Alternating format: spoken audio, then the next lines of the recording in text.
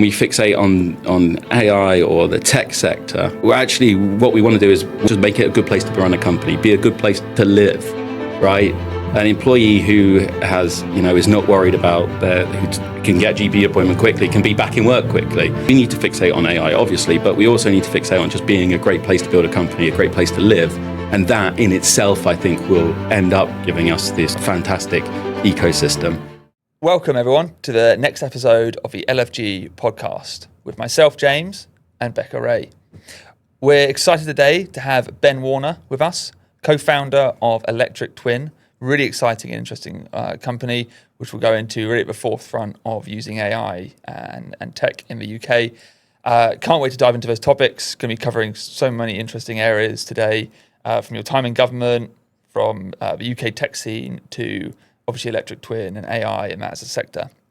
But if we can kick off, Ben, with just kind of doing a LinkedIn summary of your background, and you've got a fascinating background. So you've got a PhD in physics from UCL, great university, my old place as well. You did a research fellowship at UCL as well. You turned into data science, polling, working in number 10 as the Chief Data and Digital Science Officer for the PM, and now starting Electric Twin. What's kind of been your guiding force, driving force, kind of lead and path to all of that? Well, I started off as you said, in physics at the London Centre for Nanotechnology in UCL, and I loved it. I loved the experiments, I loved physics, I loved everything about it. Sort of in my heart, I wanted to be a physics professor. And about that time, Mark, my brother, set up what was called ASI Data Science, now called Faculty, with one of his very good friends from school, but also Angie Ma, who worked at the London Centre Nanotechnology with us. So I actually they used to do a fellowship program for transitioning PhDs into data science, and I went to learn how to do data science because I thought it'd be really useful for my physics career. I thought at the time maybe AI is going to be something that might be a big thing, and it might be useful to know something about that if I'm going to physics. Yeah. Well, Mark set up the AI company. I was just learning about it for physics, so I can't claim all the credit. But then, sort of when I was working and learning about data science, I started working on some of the little projects that they were working on, and I loved it.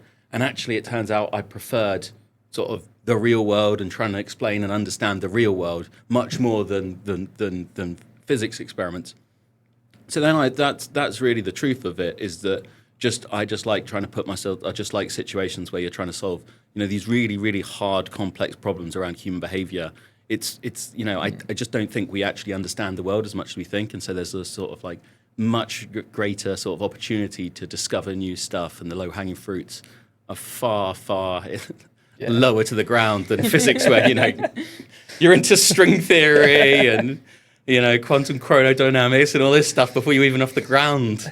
Well, I imagine like physics in a university can be quite a political place as well. I mean, academia is, people talk about it now, and it seems to have changed a lot since. So I don't know if you've got any kind of opinions on that, or...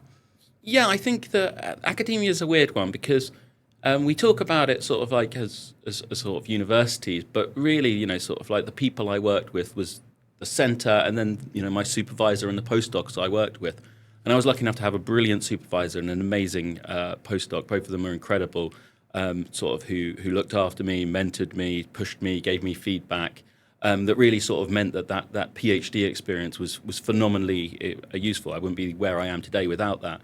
But if you look at colleagues in exactly the same centre with different supervisors, they met their supervisor once a term. So I think that's the randomness of academia, the political nature of academia, I think really does affect some people. And I was just lucky enough to work with these incredibly talented people. Yeah, I really like the and obviously it's a big part of Electric Twin, right? Of like understanding people and behaviours. And I'm sure you saw a lot of behaviours, decision making, etc., in the centre of government, because obviously you were brought in Boris Johnson's time in end of 2019, right? Data and digital was your kind of remit, and like everything with Boris Johnson's premiership, COVID happened very rapidly and kind of upended it all. What was, just kind of walk us through that experience from someone who was in the heart of it right there. You'd come in, obviously, you had this majority, lots of opportunity, and now you were at the real kind of sharp end of some of the most difficult decisions and discussions in government. What's kind of the good and the bad that you saw that you can talk about? I think, sort of like the way you described it is a little bit like, sort of, as though it was an episode of The West Wing, which at times it was like you're walking down the staircase chatting to people and then you meet somebody else and you walk along and you think, geez, this is really cool. It's like in The West Wing. You probably mentioned this is like in The West Wing. But actually... Did that make it less cool? Yeah. But it was still cool. Yeah. But actually, I think that the truth is that sort of your experience in these times is much more human. Like I actually turn up. I never found out my title was chief advisor on data and digital till a couple of months before I left, when HR started interacting with me about how I left. You're joking. I didn't really have a team. I didn't really have a remit. I didn't have a desk when I turned up. I sort of was interacting with people who I didn't really know what my role was. I accidentally got a civil service team to work on a paper because I said it would be good for you to think about this, not realizing that in the civil service, good for you to think about this means please do it. That means you prioritize it above all else. Yeah, which is not what I meant. I meant the words. You should think about it. And so, I'm slowly learning, and I was lucky enough to be able to get, talk to some people before I went into number 10. And also, I think that, there's a huge conversation about civil service reform, but there's also a conversation about how good some of the people are in number 10. They are amazing people, especially, sort of the private office, some of the people I worked with. And somebody gave me the advice that if you talk to the private office, they're going to help you do it if they agree. And if they disagree, they're going to stop you doing it, and you don't know why. So you might as well just tell them what you're doing. And so over those sort of early months, I was lucky enough to build relationships, learn how sort of government works, and then, we hit sort of February happening, and we start working on COVID. And it's weird just sort of how chance events work. So, for instance, me and Patrick were talking about some science meeting, and as we were walking out, I said to him, "Oh, COVID looks like a thing. Can you send me any information I should read just so I'm informed?" And I think he said, or maybe I said, but I think he said, "Well, why don't you come to Sage?" So I just went to Sage. This wasn't a thing at the time. It was 12 people in the meeting room, saw my name next to the professors, and I thought to myself, this is cool. These are, when I was an academic, right, you mean these aren't professors. These are often titled professors, ran centers, I'm phenomenally successful academics, phenomenally good. And so then, I was just through these chance events, suddenly I'm in a position where the sort of information is coming together. And can you explain what SAGE is? SAGE is the Science Advisory Group for emergencies. That's where the same comes from. So technically it advises COBRA, but over the course of COVID, it became sort of like Patrick Vallance did an incredible job just sort of making it so that there was the best possible use of science in government. I think that's one of the interesting things about sort of COVID is that there are rightly criticisms around how government did its policy making and how it did its modelling and how we could improve on that.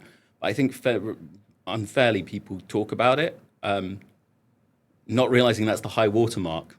So however you think COVID's use of science, COVID's use of modelling went, that's the high watermark. For any other policy in government, it will almost certainly have less expertise, less resources, less data being involved and thrown at it. So yeah, I mean,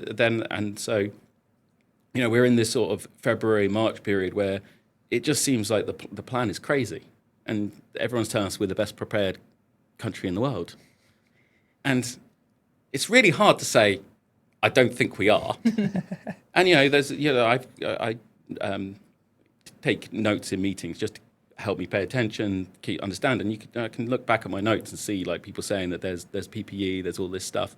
Famously there was the thing around the chicken pox parties and people saying maybe we should have chicken pox parties, and I was saying we don't think that's a good idea, Prime Minister. Like it's a bit different to chicken pox. And in the end, we actually have this sort of meeting on the Saturday where I talk the Prime Minister through, what our plan actually entails. So, Dom is the person who instigates this meeting. He's the one who sits the Prime Minister down. Mark, my brother's in there, which was really useful because, it's good to have somebody when you're talking through the Prime Minister who's actually going to say, no, Ben, you're wrong on this. And, we'd all sort of spoken through this plan. And, that's the thing is that, and you can see the whiteboards of just sort of like, here's what the consequence of your plan is. Here's what, the plan says. And it's essentially break the NHS. according to all the modelling that we had. And then after that, it was just a matter of sort of pumps, sort of all hands to the pumps.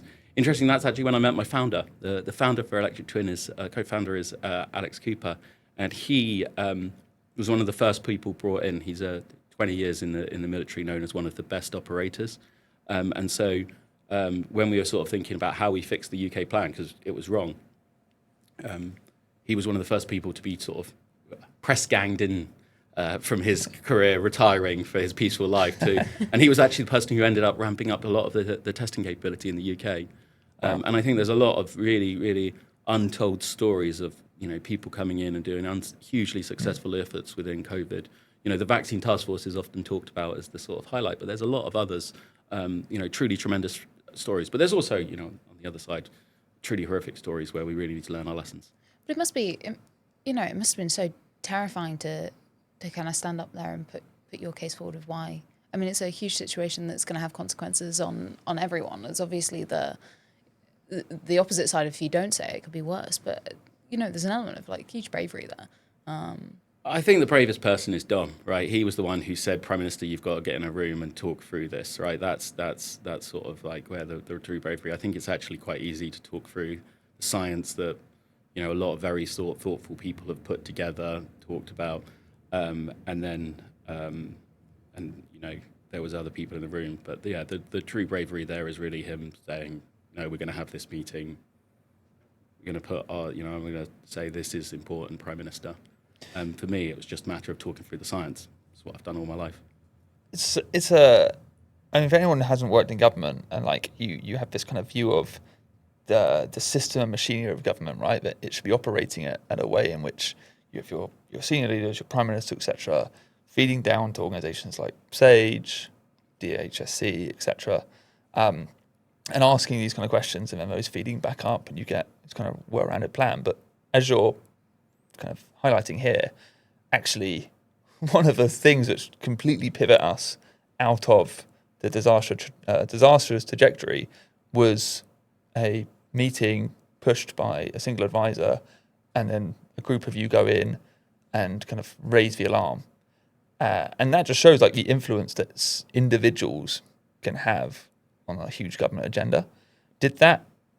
Was that a surprise to you? Did you go in thinking this is how it operates, or was it something you've kind of learnt through your process of going, actually, government functions, you can have a very small group of people who can make this kind of outsized effect on the wider system? I think individuals can have huge effects within government in certain times and certain moments, particularly in crisis when the system collapses. But there's also huge numbers of stories where we failed, where we got nothing done, where we tried to do something and it just or it hugely bogged down, never really quite worked.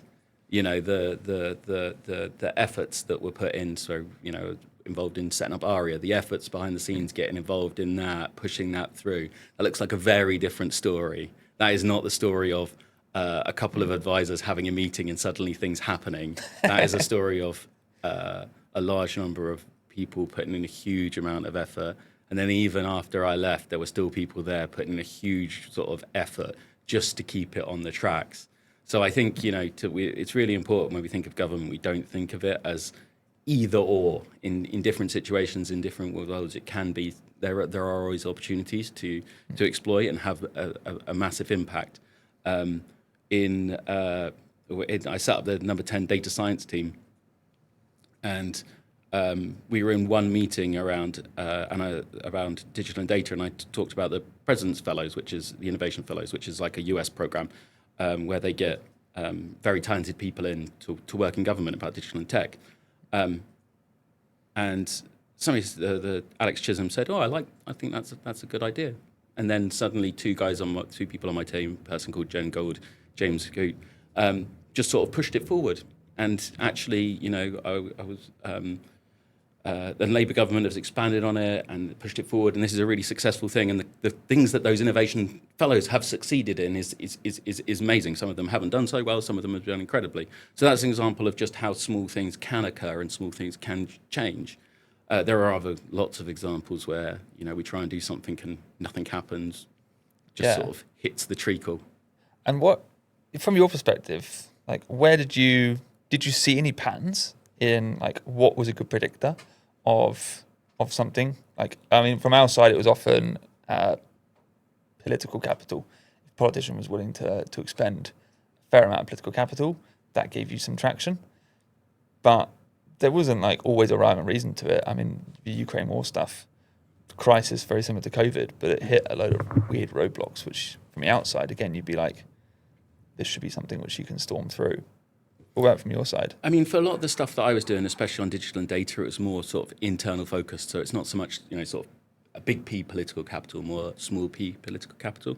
I was very, very lucky in that people like Anthony Finkelstein, Ian Diamond, Patrick Vallance really sort of supported the agenda and just sort of they helped out. So, for instance, 10DS was set up because Ian Diamond lent us some ONS data scientists just so suddenly it went from 0 to 1.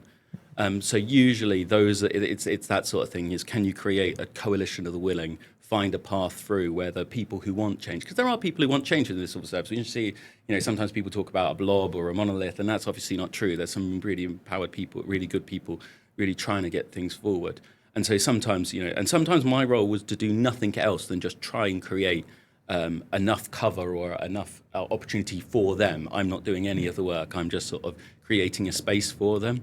And so really it was a massive team effort where it worked, and then where it failed, it was also a massive team effort. And sometimes it just didn't work out. Like, you try your best, you try, lots of different sort of things, but it would just, sort of peter out. You couldn't quite find the way through to get it to happen. Yeah. No, it's fascinating. I always find it interesting talking to people on the special advisor side, because the frustration you would have from a civil service side can often be like political cover, feeling like there's a clear objective and what you're driving towards, or just like ability from the political realm to unblock things. But equally, I know from the reverse side, it's also like civil service inertia. Saying you should think about this, and then that seemingly becomes the entire pipeline of work for the next 6 months. Yeah, I mean, I was a bit of an odd special advisor, because actually they tried to change me from being a special advisor to an expert advisor. And I said to them that I don't really care. What's the difference? And they said, well, we're going to knock your pay down, but don't worry, there's a committee that's going to sit in 6 weeks and they'll probably put it back up. I said, no, let's not do that. Let's wait until you say to me what my pay is and what the role is. And then COVID hit and everyone got bored, so I stayed as a special advisor. But yeah, I mean, I was never in a place to, sometimes the civil servants would ask me like, oh, does so-and-so, what do they think of this? And I'd say, who's that? And they're like, oh, that person. I'm like, oh, sorry. So I mean, my background is nothing to do with politics. It's much more data science. So yeah, in that way, sometimes I really let the team down. We'd have to go ask another SPAD what actually, can you do my job on that bit? To be honest, I don't think that's unusual in the SPAD world. It's a really tricky job. But just also being in the intersection, right, where you have this, like the PAD, the political appointed kind of civil servant, not special advisor, which is probably fairly more similar to what you were. I mean, I think that's a really good idea. I think that at the moment we ask ministers to do an impossible job, and actually having people around you that you can trust and ask questions of, I think it's really important. I think that the best ministers actually often have those very trusted advisors or those trusted civil servants they've worked with a long time. You often see them shifting with the minister and playing that sort of role within the system. And I think actually, I mean, when I talked earlier about sort of the private office, working with the private office, that's essentially what I'm doing, right? I'm working alongside a civil servant. And I think that's one of the things that we need to enable more in the civil service, is actually creating those teams, with the right expertise, both of Whitehall specialists. I think Whitehall is a specialism. There are great people at it, and they enable you to do so much. You just don't need a whole team of them. Yeah, absolutely. No, fantastic. Yeah, we should dive into the future of the tech sector and the kind of lean on the stuff you were talking about just there. Of obviously you bringing in things like the fellowship, etc., into UK government. It'd be great also to talk about the wider kind of UK tech sector and what the future of that looks like, could look like, potentially on what risks there could be as well to it. I guess it'd be nice to start with why you wanted to kind of enter the tech sector and kind of go at it on your, well, not on your own because you've got a co-founder, but made you want to set up a business and go for that?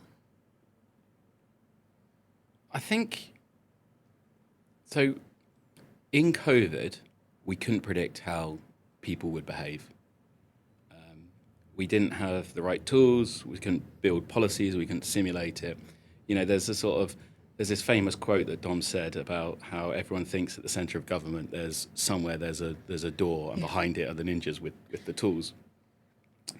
And you know, in COVID, we managed to put together somewhat of a room. That you know, and I mean that metaphorically, you know, sort of SPI-M doing their work and on the epidemiology, there's better data. The ONS infection survey is a great example of analysis and data, but that fundamental problem of we can't predict human behavior, we don't understand human behavior was missing. And so after I left Number 10, I carried on just thinking about this, looking at different things, working on different projects, and it just annoyed me that we're so bad at this such crucial problem. You know, we spend a lot of time talking about nuclear fusion. We talk a lot of time about quantum. Yeah. We actually spend, I don't know if you're out spare, no time thinking about human behavior, right? We actually can't predict human behavior. We don't know what works. You know, in essence, I think that human behavior is probably at the same level as medicine in the medieval age. We're essentially bloodletting. You know, we come up with these things. 50% of our papers don't reproduce. Yeah. Nobody really cares because nobody believed them anyway. And so it's just sort of like, okay, well, how can we start pushing forward and trying to pursue this problem? And actually, I don't think the best social science occurs in academia. I think if you look at COVID, actually the best predictors of human behavior were the ex-journalists, the comms guys, the people whose experience and skills had been trying to predict behavior. That's what they built their careers on. And so actually, I think that you need to build actually close to those people, solving their problems. And that's actually how you build out how you understand human behavior. So it's about like science at the coalface, rather than science in sort of like a lab somewhere, and then telling people, oh, don't worry, I know now how it works. Actually, you know, you need that to be trying to make predictions in that noise, etc. And so that's why I think it makes sense to do this as a company, because actually that's where you can do the best work, the most valuable stuff. And the great thing about human behavior is, as soon as you come up with something, as soon as you think of something, if you've got software, you can deploy it into the real world. Yeah. So we can sort of try something in electric twin, see the experiments working, and we can have a company using it within, you know, experiment within days. There's no sort of, oh, we've invented a laser, now let's spend the next 20 years miniaturizing it, industrializing it, and getting it into a CD player. You know, so it's actually this really exciting field that I feel like nobody's exploring. Yeah, it's fascinating. I did my master's was in cognitive and decision sciences, and like very quickly you realize that human behavior, in this case like sciences of the brain, it's like basically 50 years old. And you know, it's such like it's a fundamental part of what we do as an individual and as a species. Like the brain, how we act, why we act, it's really understudied. And you have these like just fundamental issues, right, of in the sciences, in the actual academic world, where you have this problem of, you know, you ask people questions, similar no doubt as well. We'll probably get into like the surveys. You know, people will think people are just really bad at knowing what they think they feel. And you have this like really weird, like difficult scenario, right, where you're doing scientific studies saying, this is what we believe people actually think, and this is how we think they'd act in these scenarios. But actually, when you put it in a real world context, this is not how they do it. And that's the kind of stuff where you're talking about the journalists, the people like the coalface who experience it and see it.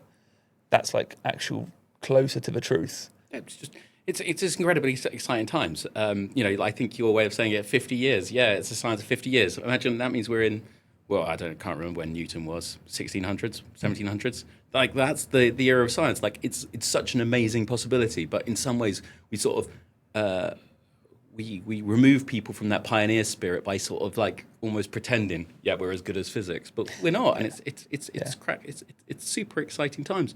I also think that like it's so useful being in London for that, because actually, you know, we're at the heart. The government sits in London, finance sits in London, Our creative industries, our sort of thing sits in London. Our tech industries in London. So it's like the best place to build a human behavior company. If I was in the US, I'd have, we could be building in San Francisco. If I wanted to talk to a company, I've got to go to Los Angeles for the cultural center, New York for the finance center, Washington for the government center.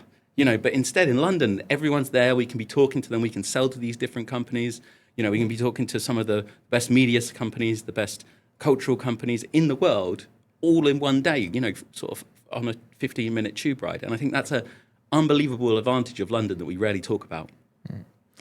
You're very positive about London as a kind of almost making it sound like quite a beacon for startups or scale-ups and young companies.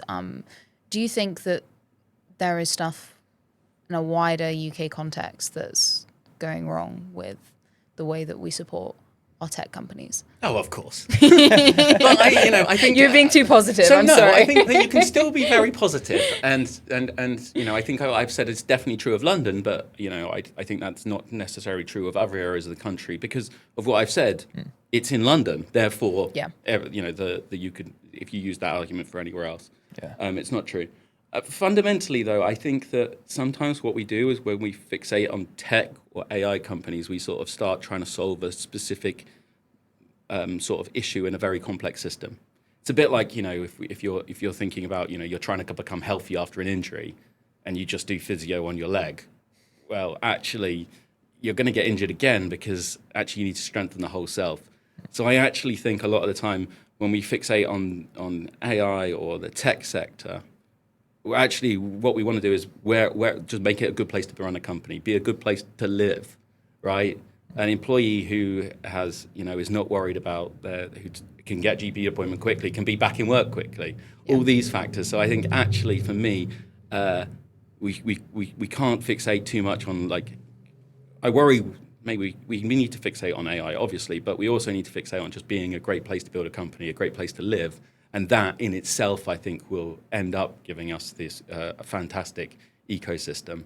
Whereas if you just fixate on one small thing and not on fixing the other stuff, I think what you'll see is people will leave, talent will leave, and then the things won't work. I guess for many, though, the potential that the UK tech sector has is somewhat of a kind of beacon of hope and kind of like the kind of growing your way out of decline kind of theory that LFG is quite paired with. The tech sector does seem kind of like, okay, well, if we can fix that, obviously all I'd say other industries that we have in the UK, I struggle to think of many more than FS, unfortunately, at the moment.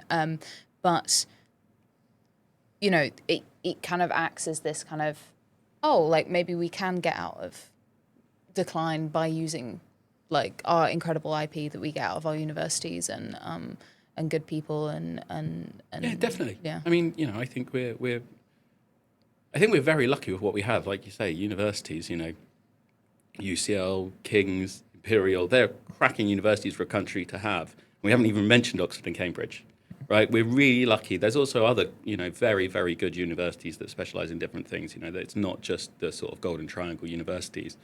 And then we also have just very good people want to come and live in London.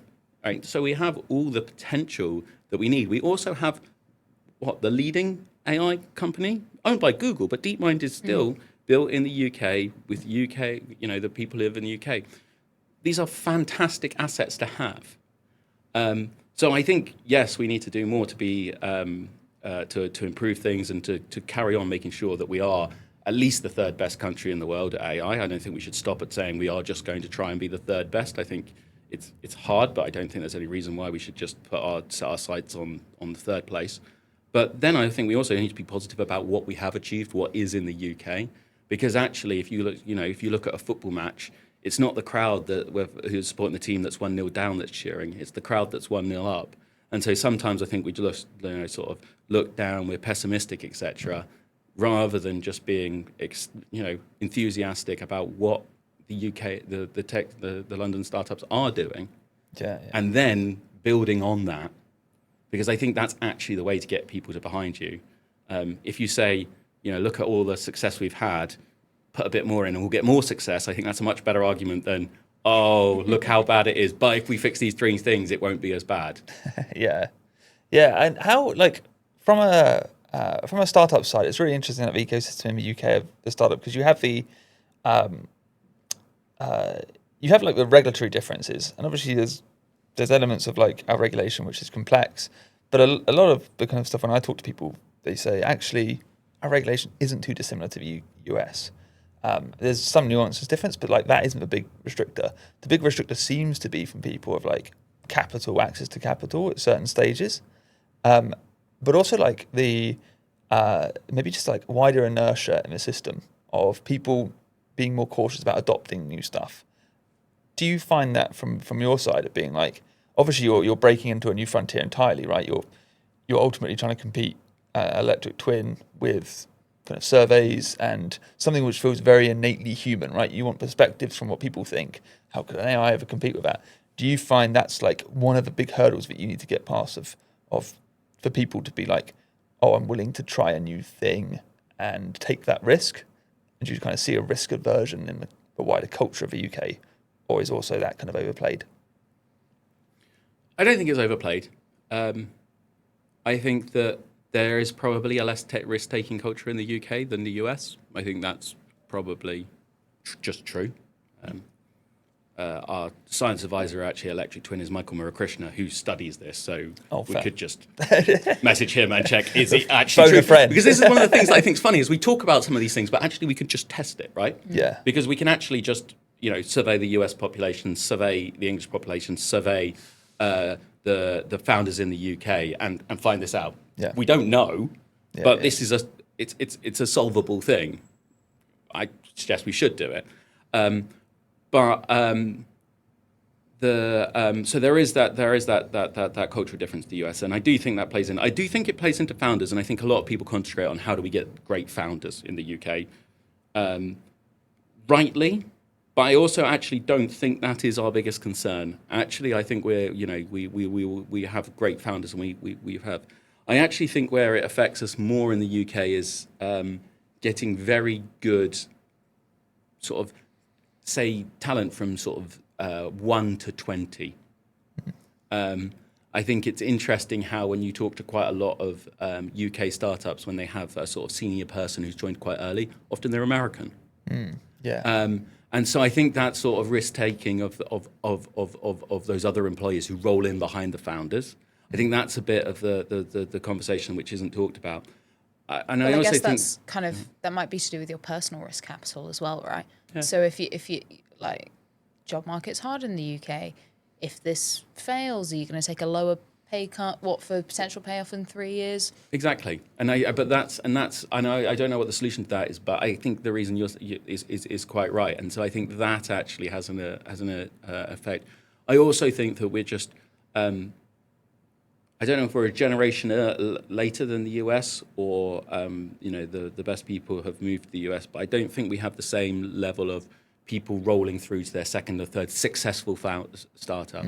I think that really, it's really important that, when we talk about entrepreneurs leaving the UK, they move their companies, but I actually think that's maybe less important than actually that mentorship, that experience that they provide to the next generation of talent coming through. I mean, I'm very lucky that sort of like my brother's gone through this, that that I've got some friends who have been. It's very contagious, isn't it? Like, yeah, exactly. Success is contagious. It almost certainly, and it allows you to avoid mistakes as well. And so, and so that's a thing that I think is really important. And then there is a difference in the risk taking of companies. We see some of our US clients.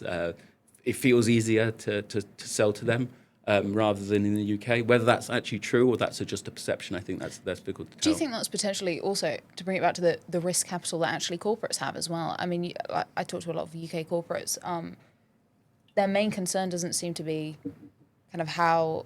I think it's changing a bit now, but not necessarily how can we innovate to have the best product? It's how can we innovate to cut costs for ourselves, and in the US, you kind of see more, we want to innovate for the best kind of product. So in 5 years' time, we're kind of known and we're going to get business through that. But it seems to be a lot more kind of short-termism. But like because they're almost forced to, right? Yeah, I mean, I like they don't have that money to invest. I don't know. I necessarily. think for I'm lucky enough that I get to interact with some really innovative, really good people in UK companies and then Yeah. really good people in the US companies. I think probably the reason why we find it easier to sell into the US is because most of our presence in the UK. So if somebody knows about us, they're just they're sort of higher along the sort of the sort of further down the buying cycle, if you will, or funnel, And so that's why selection bias. But yeah, but I do think that we have some really good companies doing some really good stuff in the UK. Even the enterprise companies, they do at times move incredibly fast, sometimes faster than startups. So I wouldn't lump them all into one thing. I do have a sort of. I'm not going to go out there and throw shade at all our customers. No, not at all. I find it fascinating because you have this.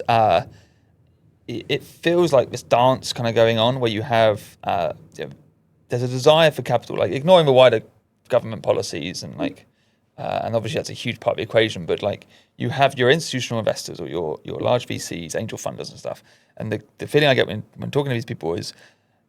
They want the right founders, they want the right team because they know if they don't get that, it's probably not going to succeed. And then you've got people who want to found, but they're falling into these problems like access to capital, access to good people as well. People like you say, your first 20 employees, what can I offer them? And it feels like everyone's being kind of cautious because naturally there is less liquidity, there's less kind of they can't play with the same stuff you do in the US, right? Where you can bet big on a bunch of areas just because the scale out there is so much larger. And it's this like awkward dance. I don't quite know the way of getting out of it. But obviously success stories, your kind of company succeeding, doing well, kind of pushing the beacon or kind of highlighting the success and how it's working is one way of doing it because crudely people want in on that, right? So you get people who are like, then they're like, oh wait, actually I'd like to fund the next electric twin, and therefore I'm willing to take a bit more risk, as you say, founders, and look at you as well. I 100% agree with that. I think the easiest thing we could do in the UK is just for the government to talk about all the great case studies it's doing with UK firms.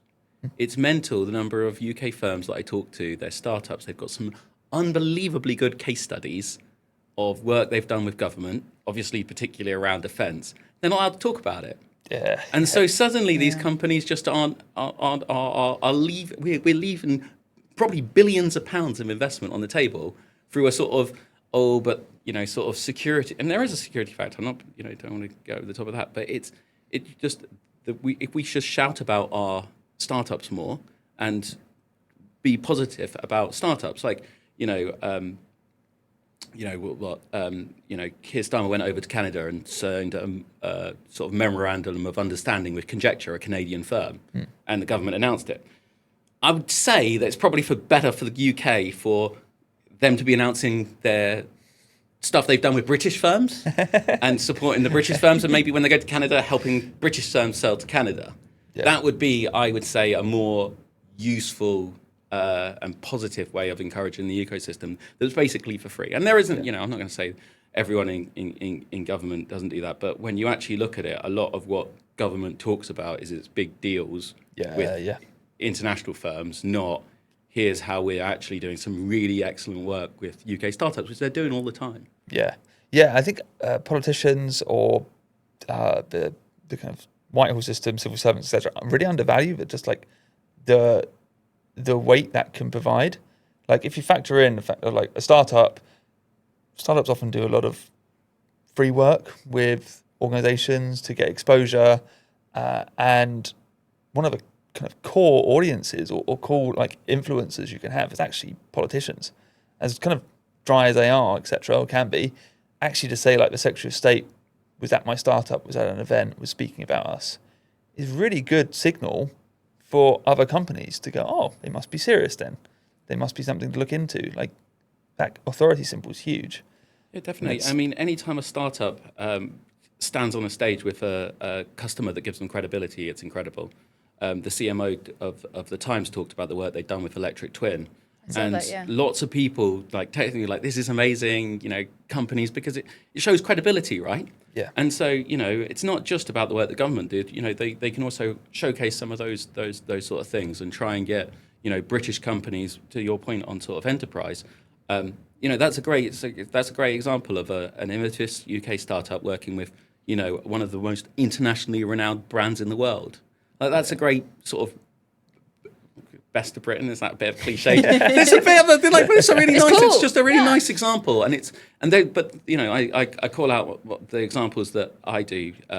Mainly because I want people to know about them, but also because I just think it's a nice example, and those sort of things are going on all the time across our tech sector. Innovative UK startups working with innovative British companies, and actually highlighting them. Using the sort of voice that government has to talk about them. I think is just really powerful and free. Yeah. I think a lot of people. I don't know. I think there's a lot of caution in government of like it always comes with either an expectation of money or fears of corruption, which are overplayed and stuff like this. And you're completely right. Like it's free. It's good for both sides, right? It's good for the government to be highlighting we're actually doing this. You're creating doing really jobs cool there. work. We're actually funding X company to improve the UK to build stuff.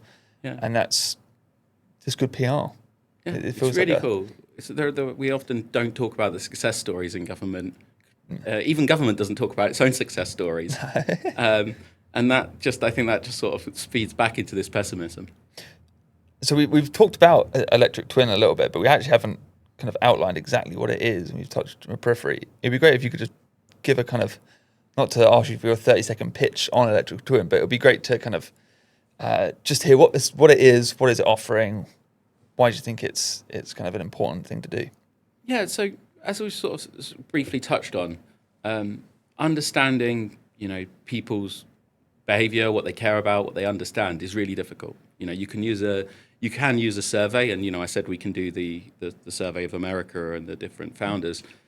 That would actually be really expensive. That would cost us probably £20,000-30,000 if we used our contacts as well, and it would take us maybe 6 weeks to get the results back. That means that most of the time we just don't do that research. Actually, we guess. And so the idea of electric twin is, well, how can you get access to answer those type of questions, but in seconds, so you can ask the next question. So what we do is we use real world data to create synthetic audiences that you can then ask as many questions as you want of and get answers back in 10 seconds. And we've actually shown that by running 7 identical surveys in the UK and pre-predicting the results we're using in the electric twin engine, that our results are as accurate as traditional methods. That's astonishing. Yeah, that's like, obviously we won't talk about the actual how the system operates and things. It's obviously all proprietary, but like to be able to, this is a big thing about the accuracy, and I always find really interesting as well of like, humans themselves are quite unreliable, shall we say? It's like you spend a lot of money on surveys, so you can do if you're going to invest in that, and actually the science behind it can be a bit ropey, etc. So the fact that you have a system where you can like really build, what I find really interesting is like there is no real upper limit, and it feels like there is an upper limit with surveys in the traditional sense. Like people always have this inbuilt error rate, they have these inconsistencies, they have issues of methodology, etc. But this system, you ultimately can keep tweaking, can keep adapting, can create almost an infinity number of different scenarios and different ways you could run it, and that's fascinating. And how does from like your side, right? You're using the frontier models, you're using kind of state-of-the-art AI systems, and how you're integrating it. And more widely, you're looking at a sector in AI where you've got very kind of polarizing views forming. People who are concerned about the risks of AI, people who are talking about like it's bubble time, any moment we're going to have 50% stock drop in NVIDIA, to then the other side where it's like we should double down because productivity is going to be 100%, or we're going to reach abundance and we're going to be living in utopia. Like, what is like, as a company who's using this, selling it, pitching it to companies, how do you like? Is this all just noise that you're like pay enough and don't pay attention to it? We need to carry on our path, or is this something which like materially kind of influences your company, your day to day? It definitely is. It's not noise. I mean,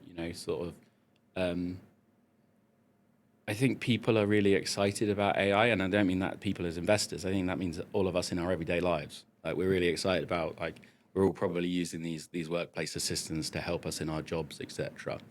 And so that sort of wave is great for Electric Twin, great for helping us to sort of show that you can really work in this completely different fashion, and really get this 100,000 times speed up, which sounds crazy. If somebody said to you, do you want to speed up your workflow by 100,000? You'd be like, yes, please. So I think that's phenomenal, and that's also built. But a lot of the work we're doing is also based on the huge investments that these massive hyperscalers are making in allowing us to scale LLMs in the way we interact with the LLMs in the way we do, etc. So it's definitely something that we always have to be considering and thinking about as we're sort of building out. In terms of sort of like the risks, I think it's really important when you're an AI company that you're thinking about how do you build a company right. I think that's true of any company, but I think especially with AI where it's this newer thing. So we have an ethics board in place just to make sure that we are trying to build right. But I think it's really important that we also do make sure we're building these companies. Like actually, I think that if Electric Twin had been around in COVID, it would have helped mitigate some of the harms that occurred. So I think that's the other side to this. And it's really important that we are building right, but we are also building them. Yeah, this is and like Electric Twin, I find because you're dealing with this, you're kind of dealing with frontiers in two dimensions, right? You're dealing with frontier of AI systems and what they can actually do and provide, and how they can act as synthetic audiences. But you're also in a frontier of like what people, how people act, how you can best predict what people are going to do. And just like your COVID example there, right? Electric Twin in COVID could be an amazingly helpful tool. Also, if it could steer you in the wrong direction. So as someone who's running a company, it's like that is to make sure that your product is delivering trustworthy stuff and is reliable, etc. Must be a kind of a core component of your mission, your drive. Yeah, we spend an awful lot of time, money, and energy on making sure that our predictions are accurate. For us, I think it's easier, to be honest with you, actually. And the reason I say that is that we spend a huge amount of time evaluating with our customers. We do bespoke evaluations all the time.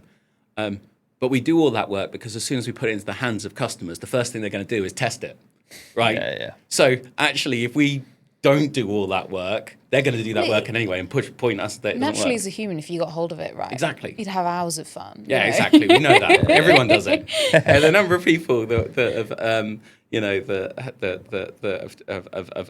that's the first thing everyone does. And so actually, we're quite lucky in that doing the right thing is also the right thing from a sort of customer perspective, from selling a customer, which makes some of these decisions much easier. Yeah, that's nice. You give it a centre to line, right? Yeah, exactly. And how do you see, like, as you say, like we need to be building these things, we need to be leaning into it. We need the UK, you mentioned earlier about trying to, number 3, bronze medal is all right to aim for. No reason we can try more, at least to be on the ambitious side. Do you think right now we're set up? We are in that realm. What do you think the thing is lacking to get us up higher? Because not to be pessimistic, I like the optimism in the room, but it doesn't feel like we're even aiming for bronze right now. It feels like we're happy to watch a race and Was it sit back. 6% unemployment today? Yeah. And then you've got these negative wins on the other side, right? So you've got unemployment risks, people concerned about that. Becca's breaking her mic. Yeah, sorry. Need an AI mic stand. Yeah. So how do you? You've thrown me off now, Becca. What's the where was I going with this? About how do we sort of push things forward, make sure we're in third place. That's right. Yeah. Where's the gap we need to fill? So, I think that we have to be very careful to try and wish for the AI sector we want rather than the AI sector we can have. And by that, I think that there is a lot of how do we improve the country? What do we do for sort of areas which have huge poverty, etc. But that is not going to be AI companies are not going to rectify that. You know, you're not going to be able to be like, okay, let's see if we can, you know, move very talented people away from, you know, where their friends, their families, where they own houses, where the other jobs in the ecosystems are. So I think one of the things we have to do is not to think that we have any element of control. You know, we spent ages trying to do Silicon Roundabout and everyone just pissed up the road to King's Cross.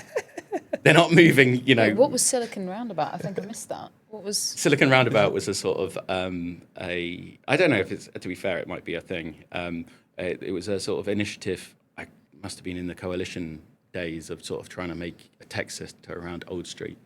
Oh, okay, cool. And you know, I do think startups are around Old Street, etc. But actually, you know, when you look at where the big where they want to go, it's not. Is we do a lot of that managed Yeah. systems, right? And I think like, that's you will all exist here now. Yeah, exactly. And I just think that's the wrong way to think about it. So we need to make sure we're investing in our top tier universities. And that means the top tier universities. That doesn't mean the top tier universities in the locations that we want.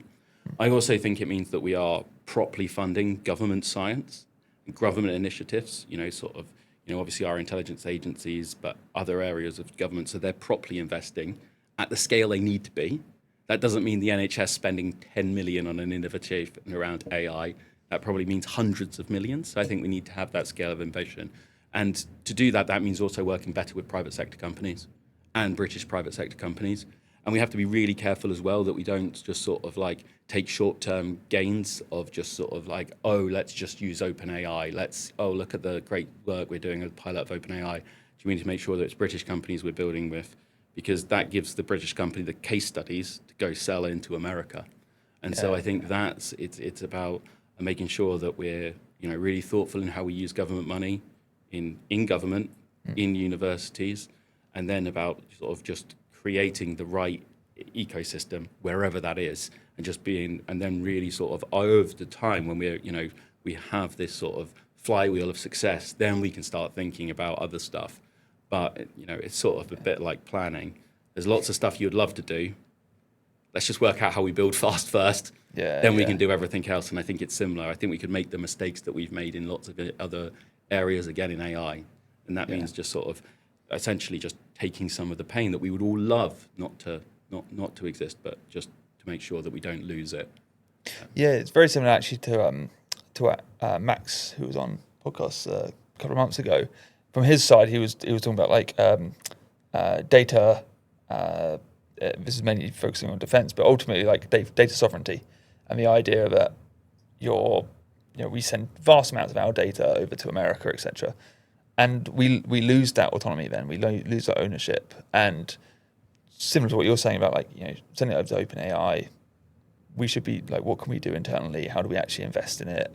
How do we support our homegrown stuff? Partly like let the market. Definitely. I think it's not just the data, but it's the learnings, right? It's the learnings of how do you work with a large enterprise organization, the learning of how you do the procurement.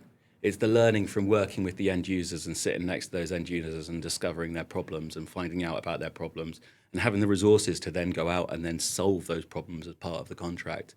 So I think sometimes, you know, we start talking about these things in a really sort of into a technocratic thing of, oh, it's about the data and everything. Actually, quite often for startups, it's just sitting next to a person who really understands their problem and trying to solve it for them. And that's really valuable. And that's what we need to make sure that we are also enabling UK startups to do. Because actually, if we're just letting, you know, sort of OpenAI or Anthropic or these type of companies do sort of £0 contracts just to learn, the opportunity, there is an opportunity cost to that.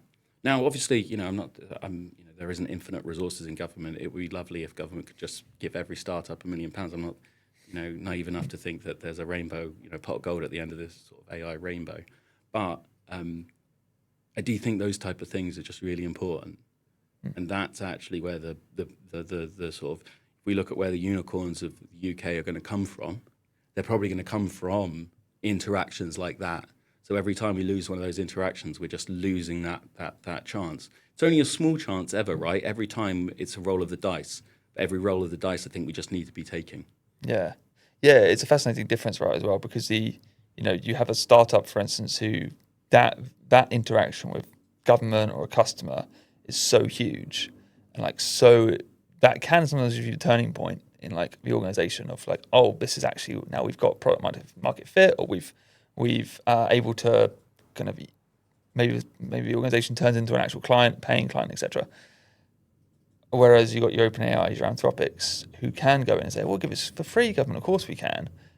It doesn't feel like it feels like we should be more suspicious of that, or at least more concerned about that, because you lose that whole market now. Yeah, of course. Now you say it, I also think that we also have to be really careful that we're not suspicious of big tech and government. Because we've got huge problems. We need to solve them, and actually, you need the problems. You need the companies that have the scale to solve some of these problems, which is why it's a really hard problem.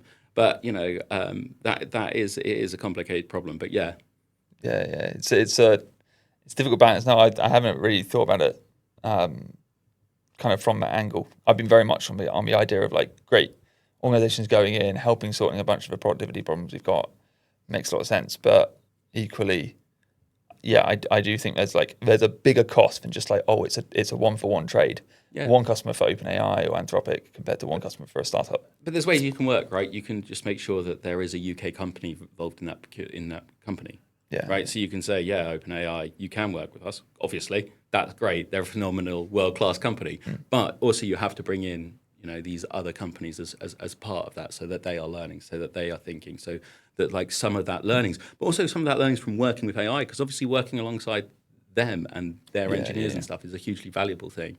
So then we're just, instead of sort of like it almost seeming like we're sort of seeping value out, actually we're gaining huge amounts of experience and things. So it's just about sort of, we just need to be making sure that we are always looking, how do we create this as an opportunity? How do we create this as an opportunity to create the next UK company, to create another UK company, to help that UK company grow, to help that UK sell internationally?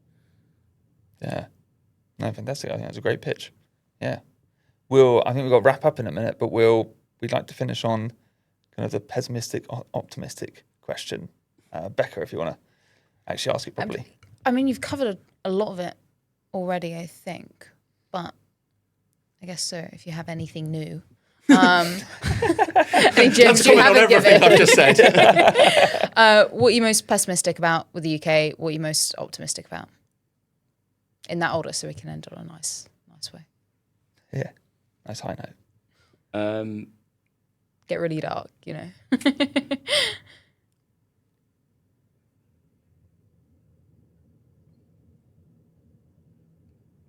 I think the NHS is where I'm most pessimistic. It's such a hard thing to solve. It's hundreds. I don't know, I was going to say hundreds of thousands. That's just probably in London working. Yeah, this huge organisation with a very obscure structure. I don't really understand what GP surgery is, how that works, all the way to social care. So you've got this huge, complex problem that really isn't working right now. And to solve that, I think, is so hard, especially with the you just can't, you for every single person in the NHS right now, they need their care to be as good as it can be right now. You can't be like, oh, it's going to be bad for 2 years, but... Yeah. I think you can kind of see as well, like think tanks barely touch it. Exactly. I mean, like so no one know what... It's just really... Yeah. It's an incredibly hard problem, but we have to fix it. I think that, if we don't sort of fix something, we will end up turning it from the sort of the national treasure into the weight that brings down the nation. And I think that just how you do that, I have no ideas, which is why I'm probably most pessimistic. In terms of why I'm most optimistic, it's things like the Looking for Growth event with Matt Clifford speaking. I think seeing people like him. We talked about the need for experienced startups, people who have set up companies to be out there, sort of mentoring. It's great to see somebody like that talking on the stage, talking in a very different way, sort of talking about how we can make America rich again, talking about how doesn't want to see the people that he's mentoring and helping set up, move off to San Francisco. He wants to build them back here. And then that room full of people who turned up on a Thursday night to hear that type of thing. Usually people are there for rock concerts. Matt is not. He's not a rock star, but I think that's really optimistic. People care, and actually the first thing for sort of turning things around and pushing things forward is really talented people caring and going after it. And I think that event just demonstrated that does exist in the UK. Yeah. Excellent. Well, no, we're obviously very glad you enjoyed it. Yeah. Well, thank you so much for joining us. It's been fantastic to talk about all these topics. Love what you're doing. And thank you so much for your time. Cheers. Pleasure.